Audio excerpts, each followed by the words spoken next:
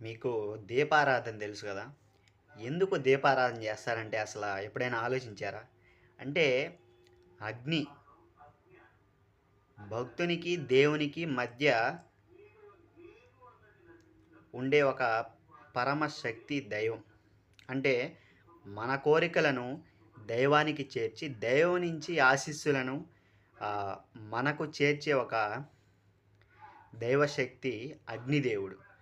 అటువంటప్పుడు మనం దీపారాధన చేసేటప్పుడు దీపారాధన చేసి ఏవైనా కోరికలు కోరుకుంటే ఆ అగ్నిదేవుడు మన కోరికలను అతను హవిస్సు తీసుకొని, అంటే మనం ఏదో ఒకటి ఆ అగ్నిని వెలిగించడానికి ఏదో ఒక కారకం ఇస్తాం కదా, అంటే నూనె కానీ ఆవు నెయ్యి కానీ ఇలాంటివి ఏ ఒకటి ఇస్తాం కదా, అవి అతను ఆ, తీసుకొని మనకి మన కోరికలను దేవునికి చేర్చి చెప్పి అక్కడి నుంచి మన ఆశీస్సులు, దేవుని ఆశీస్సులు మనకి తీసుకొచ్చి ప్రసాదిస్తాడనమాట. అందుకు దీపారాధన చేస్తాడు. ఈ అగ్నిదేవుడు అనేవాడు చాలా అగ్నిదేవుడు అగ్నిదైవం అనేవాడు మనకి చాలా ముఖ్యమైన వ్యక్తి అనమాట. దేవునికి మనకి మధ్య ఒక శక్తిగా నిలబడే ఒక మంచి పంచిభూతముల్లో ఒకరు.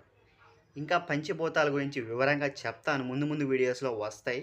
ప్రస్తుతానికి మనం దీపారాధన యొక్క ప్రాముఖ్యతను అయితే తెలుసుకున్నాం కదా. Thanks for watching. ఇలాంటి మంచి మంచి వీడియోస్ అన్నీ చాలా రకాలుగా అన్ని రకాలైన వీడియోస్ వస్తూ ఉంటాయి. భక్తి అనే సంబంధించే కాకుండా అన్ని విధాల సైన్స్ అండ్ టెక్నాలజీ అన్ని రకాల వీడియోస్ అయితే మన ఛానల్లో వస్తూ ఉంటాయి. లైక్, షేర్, సబ్స్క్రైబ్ ప్రతి ఒక్కటి ఉపయోగపడే విధంగానే ఉంటుంది. Please like, share and subscribe. Thanks for watching. నేను మీ శ్రీనివాస్.